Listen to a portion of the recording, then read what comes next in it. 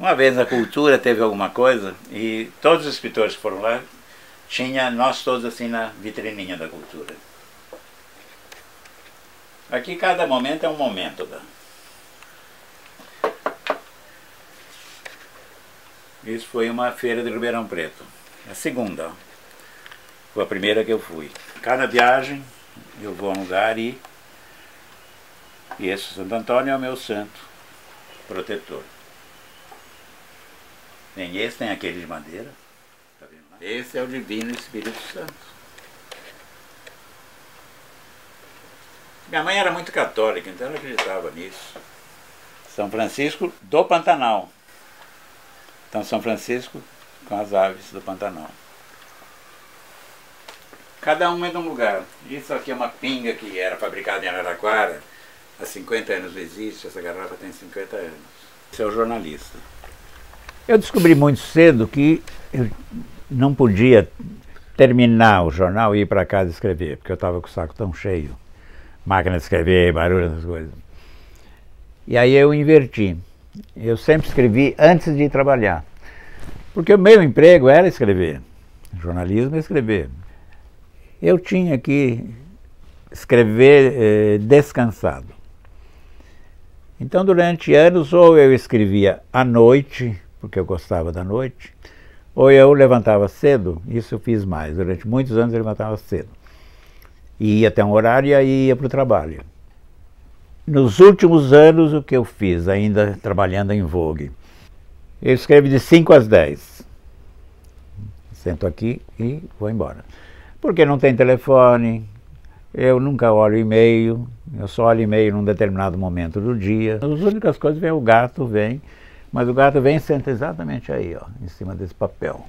Ele fica aí, olha para mim, que tem 2 gatos. E depois às 10 começa já a sua vida, aí eu vou fazer coisas, vou tratar, eu vou para a banca. Meu filho falou, pô pai, você vai em banco? E a internet? Eu falei, meu amor, eu trabalho em casa. Esse relógio era do meu pai. Quando meu pai morreu, eu falei, a única coisa que eu quero dele era esse. Ele tem mais ou menos 80 anos. Funciona até hoje, ele sofreu um reparo. Um dia ele caiu daí, empurrado pelo gato. Eu consegui um cara em Araraquara que ele restaurou inteirinho. Então esse ruído é toda a minha vida que passa lá atrás. Meu pai dava corda, né? Esses sons da vida. Memória afetiva. Mas então aí nesse momento, no período da tarde, eu tenho os livros institucionais, aí eu faço as pesquisas, eu leio as entrevistas que eu tenho, me organizo para o dia seguinte. Mas eu tenho essa disciplina. E eu o dia inteiro preso aqui, eu quero também sair. Inteiro não, porque eu vou para a padaria, vou conversar com as pessoas, porque a crônica precisa de assunto, né? Então eu meio estou aí pelo bairro, eu vou sabendo. O bairro é muito meu assunto. Eu também devo ao jornal muita coisa da minha literatura. Muita. O primeiro livro, Depois do Sol, foi feito com algumas matérias que eu fiz e que depois eu falei, mas isso aqui eu posso explorar mais. Um dos contos, Ao Ritmo Lento do Funeral, que eu fui cobrir carnaval no Ibirapuera, lá nos anos 60, e tinha um concurso de resistência carnavalesca, que era um barracão que tinha lá e os caras dançavam dia e noite, 3 dias. E aquilo ia, e eu fiquei fascinado com aquilo, fiz a matéria sobre aquilo, mas eu percebi que tinha mais coisa. E aí eu ia todas as noites, e aí aqueles caras caindo de cansado no último dia, desmaiavam, e fiz esse conto. Bebel que a cidade comeu foi uma matéria que eu fui fazer sobre uma bailarina clássica que se suicidou. E aí eu fiquei pensando nessa moça que se mata, jovem ainda, e que ela queria ser atriz, queria ser famosa, queria ser conhecida, e teve um câncer na perna, e ficou desesperada, e não ia poder mais, né, e se matou. E esse conto virou a história de uma menina de televisão que quer ser famosa, e que é a Bebel. Então eu não podia inventar sobre ela no jornal, eu tinha que pôr o fato. Mas eu ainda tinha aquelas imagens do jornal, né? Ela que tinha uma malha branca, né? Se atirou por uma janela, batida de sol e caiu. Aí o chefe de reportagem falou assim, não quero poesias aqui. Objetivo. Eu falei, mas não tira essa frase. O Zero foi inteirinho, inteirinho. As matérias que o censor proibiu de publicar no jornal. Que eu fui guardando, reescrevi, dei um tom de coisa. Não tem nada inventado. O Zero é a realidade do Brasil dos anos 70, 60, 70. Então, o jornalismo me deu material. Me deu a rapidez de texto e logo ao assunto. E segurar o mais importante para o final. Isso eu lembro, né? Que assim, o Celso Jardim, que era chefe de reportagem, ele falou assim, dá um gosto para o leitor e revela no fim. Aí um dia eu falei, mas isso é literatura? Ele falou, é o bom jornalismo também. E também aí, naquela época, você tinha que escrever já a paginadora, que a Última Hora foi dos primeiros jornais a ter mulheres fazendo diagramação, fazendo retoque de fotografia, sabe? Reportagem, mulher fotógrafa. Eu estou falando do fim dos anos 50. A Última Hora foi dos primeiros. Então eu convivi um pouco com essa coisa da mulher. E saio dali para a Cláudia, que na época era uma revista avançada, porque nos anos 60 já estava falando de pílula anticoncepcional, de virgindade, de sexo antes do casamento, e daí os bodes que tinha com a censura e com a religião. O jornal está sempre ligado a essa coisa da linguagem rápida e de conter o texto dentro de um determinado tamanho. Porque aí a diagramadora dizia assim, 20 linhas. Na época era 20 linhas e 70 toques. Eu aprendi a sintetizar. Entende? A sintetizar. Aí o chefe do jornal, nem inventa a história, pô. Vai direto. Conta aí, por quê? Por que ele morreu? Quem matou? E eu lembro também que um deles, que acho que foi o Remo Pangella, foi um grande chefe de reportagem, totalmente louco, ele ia com o revólver, tirava o revólver, punha em cima da mesa, tinha ser uma capa preta, bravo, mas uma figura adorável. O Anônimo Célebre eu dediquei ao Remo Pangella, como homenagem, ele ainda viu antes de morrer.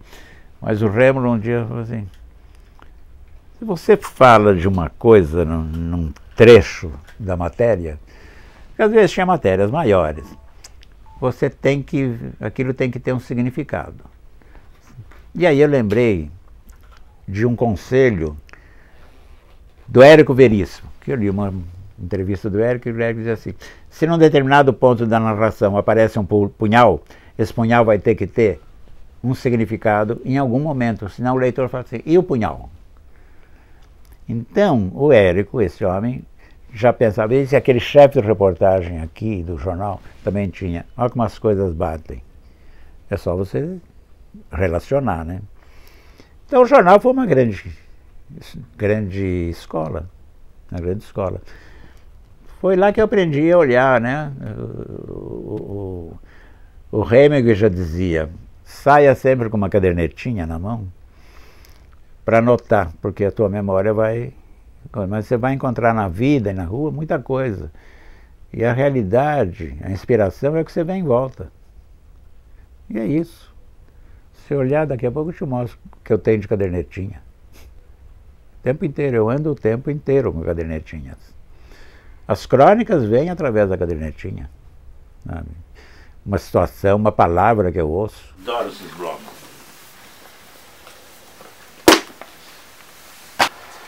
Caderno, olha as cadernetinhas.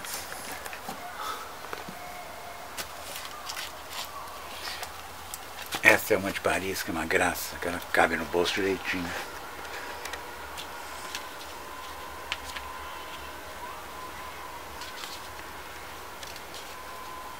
Aí esse anotei vinho que eu tomei lá, tá vendo?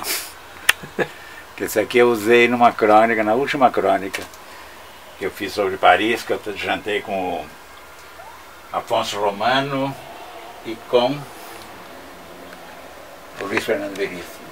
E eu comprei essa coisa maravilhosa. Olha que linda isso aqui. Editora Globo, Arte Gráficas Globo. Isso aqui tem uns 20 anos, tá vendo? Olha, numerado. Eram uns livros de atas antigos. Olha a grossura disso.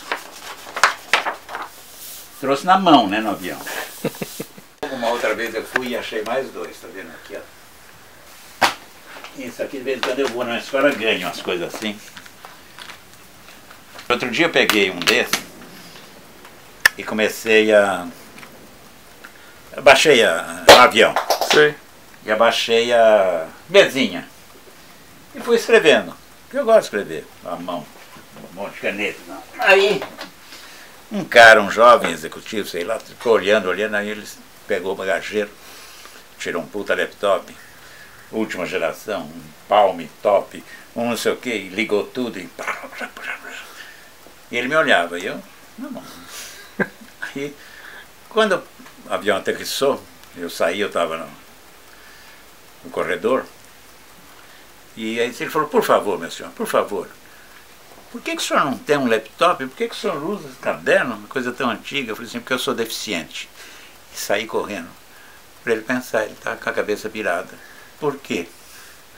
Não entende que você pode escrever à mão? A mão não existe para ele. Pelo menos cada 15 dias eu tenho que fazer uma crônica para o Estado.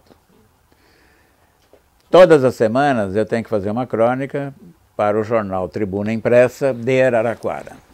Tem uma crônica que eu dou mais como exemplo quando eu vou para a escola, né, que eu estava no ônibus e duas mulheres conversando, uma falou para a outra, o que é, você que é inteligente do bairro, o que é problema e o que é problema? E a outra falou, você é burra. Problema é um problema que você tem com seu marido, com seu vizinho, com a polícia, com seu filho. Problemas são as contas da escola. De multiplicar, diminuir, coisa. Claro que eu anotei e fiz uma crônica.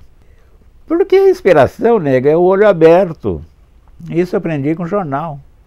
É um ouvido, ó, aqui, está tudo acontecendo. Não espera o anjo da guarda baixar aí, não, o Espírito Santo, não o anjo da guarda, que ele não baixa. Não dá um raio e você senta e escreve um poema. Não dá nada disso. O escritor tem que estar atento a tudo que está em volta. Por isso que eu tenho medo de envelhecer e ficar distraído, viu? E ficar surdo, ou ficar cego, porque aí eu não vou mais conseguir escrever. Tudo que vem, vem daí, ó. Tão rico. Não precisa imaginar.